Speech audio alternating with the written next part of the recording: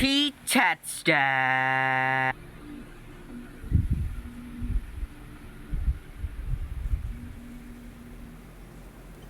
Fick ciąg.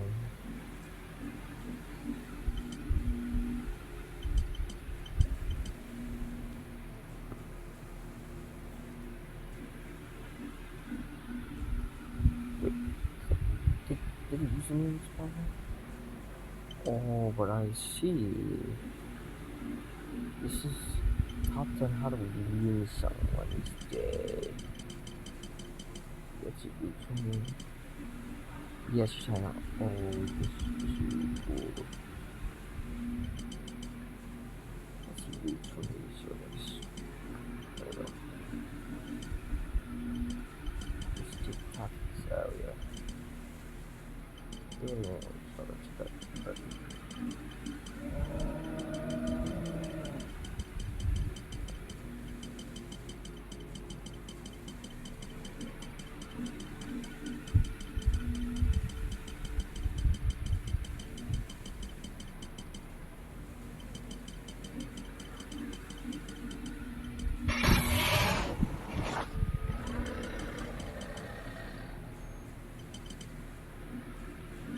Okay, yes, I've done that for you.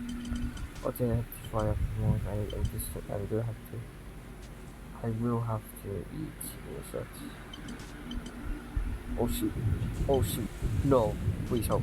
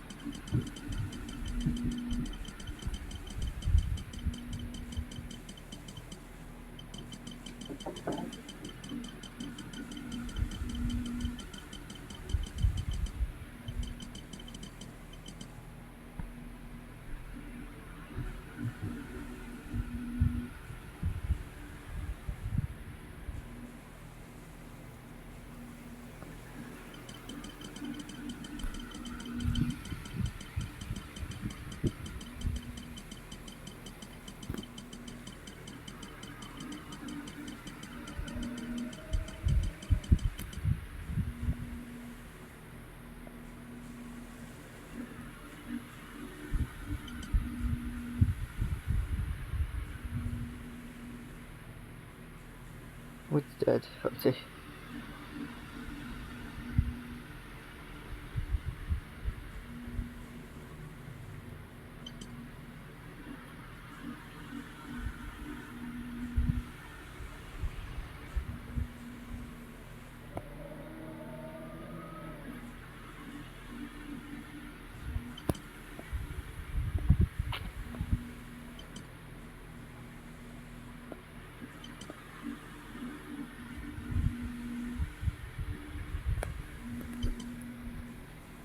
Uh, okay.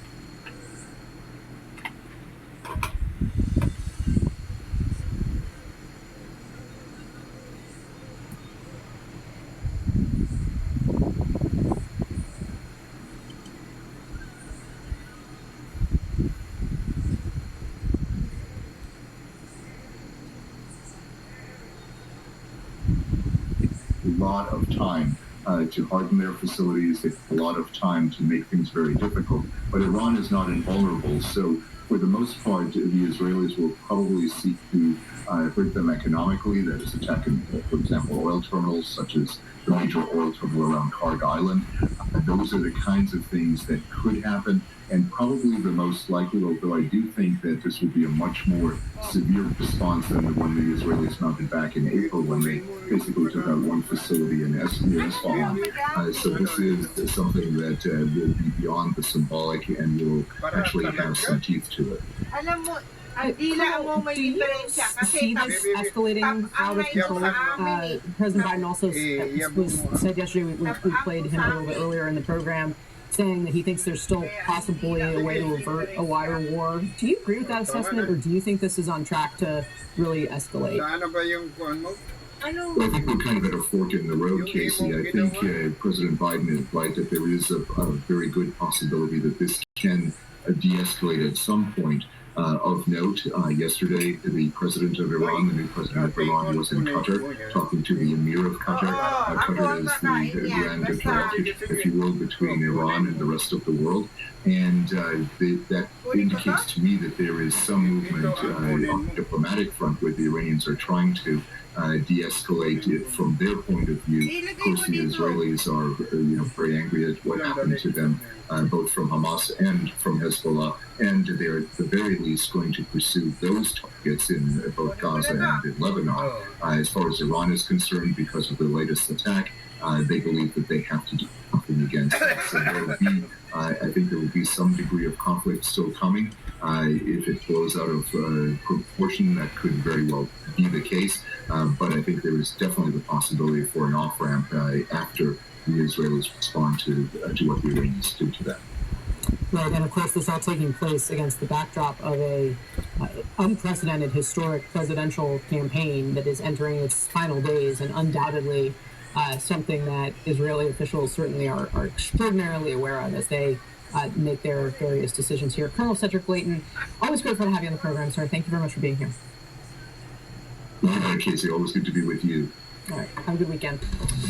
All right, it was a sports fan's dream last night. Both the football and baseball games go down to the wire with a pair of fantastic finishes. Carolyn Mano has this morning's Bleacher Report. Carolyn, good morning. Good morning. Yes, the remote controls got a workout last night. Maybe a multi-screen affair if you're so lucky. But let's start with playoff baseball and the winner-take-all Game 3 between the Mets and Brewers in Milwaukee. New York down 2-0 in the top of the ninth inning of this game. 2 runners on base for New York's Pete Alonso, who had not hit a home run since September 19th. That slump ending in one of the most special moments of his career. A 3-run blast for the man known as the Polar Bear off of all-star closer Devin Williams to right. That gave the Mets the lead, stunning the home crowd in the process. Jesse Winker would tack on an insurance run as New York wins 4-2 to advance to the National League Division Series. This is something that you practice in the backyard as a kid. I'm just happy to come through for the boys. I mean, we've worked really hard all year. I mean, I had some great at-bats in front of me. I'm really happy I got to come through for the team right there. It's such a special effort all series. Man, we've worked so hard all year to get to this point. I'm just so happy I was able to contribute. Incredible moment. The Mets popping bottles in the clubhouse afterwards, but they will not have long to savor this victory. Next up, a clash with their National League East rival Philadelphia Phillies, but a really good night last night. Game 1 set for just after 4 Eastern tomorrow afternoon. It's a part of a quadruple header of playoff games starting at 1 with the Tigers and the Guardians. You'll be able to catch that one on our sister channel TBS, along with the Royals and Yankees at 6:30. The Falcons hosting the Buccaneers on Thursday Night Football, and Atlanta quarterback Kirk Cousins stepping up when it matters most in primetime. Down by 3 with 1:14 left in the fourth quarter and no timeouts. Cousins leading his team downfield to set up Younghoe Koo's 52-yard field goal as time would expire to force overtime. But that extra period did not last long. Cousins hitting Kadero Hodge on the first drive. He somehow breaks loose, scampers 45 yards for the walk-off touchdown. So Kirk Cousins breaking the franchise record with 509 passing yards in a thrilling 36-30 win. It still, to me, feels like a movie right now. I checked in on one play and go to the crib. Man, I don't know what to say. Like I said, when I scored, I crossed the line. I kind of blacked out, and I seen the guys coming, and I came back. And like I said, you can't make this up. It's like a movie. Man, some crazy games I've been a losing end, and so to come out with one like this in overtime, walk off at Oh, home Smith, that's a on ball. Thursday night against a good football team in the division. It was a great performance. It showed a lot of character, resilience, kind of claw our way back into the game late, and gratefully won the coin toss. And it was a big one. I'll remember, yeah. After a record-breaking season in which she exceeded lofty expectations, Indiana Fever star Caitlin Clark is officially the 2024 WNBA Rookie of the Year. The 22-year-old receiving 66 out of the 67 votes for the award, one person voting for Angel Reese of the Chicago Sky, but Clark set in the league's single game and single season assist records, also became the first rookie in league history to post a triple-double, pulling off that feat twice, so well-deserved. The WNBA playoffs continue tonight with the two-time defending champ Aces on the brink of elimination against the Liberty. Game 3 set to tip off at 9:30 Eastern. That is after the Lynx and the Sun square off at 7:30. It was such a good night of sports, Casey. It was one of those nights where I just could not go to sleep. I knew I had to wake up early, but all these games coming down to the wire, I was like, oh, it was good. So full disclosure, I will say I was asleep, but I woke up to my husband is a Mets fan, and I woke up to a play-by-play at the end of that game. I was really excited to see the highlights. So he texts me, and you'll have to fact check me, that one of the statistics they put out there, the Mets are going to face the Phillies. They have played each other over 1,100 times, but never in the postseason. I have to call your husband. It sounds right. Apparently one of the announcers on whatever broadcast he was watching. But can I just say, do we need extra security in Philly and New York for these games? These teams are going to be at each other's, I don't know, man. This 95 rivalry is so good. It's going to be incredible. The Mets have been up and down all year long, and now they're showing up on the biggest stage. It's very Mets. It's going to be very fun. Yes, well, we'll see if I'm not supposed to root for the Phillies now. I do. They were my National League team for many years. My husband doesn't like it. But the Phillies fans are a special bunch. So I guess we'll see how this goes. Carolyn, thank you. I really appreciate it. Coming up next on CNN This Morning, backed by the boss. Hi.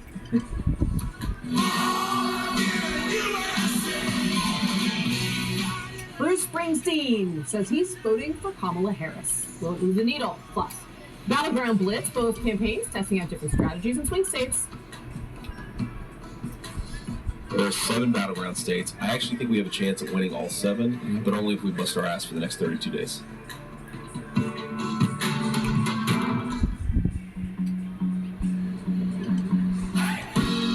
We are in Turkey. This is our journey. To see the ancient cities of legends up close Is incredible. Ruins whisper the stories of the eras. civilizations that marked history walked these roads. This is where the story of humanity arose. We have so many stories to tell. I'm Isa Suarez in London, and this is CNN.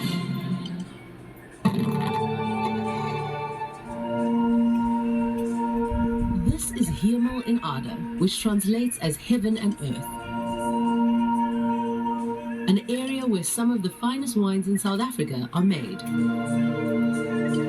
The region's wine history is relatively short, but it was in the mid-1970s that it began producing the wine it's renowned for today.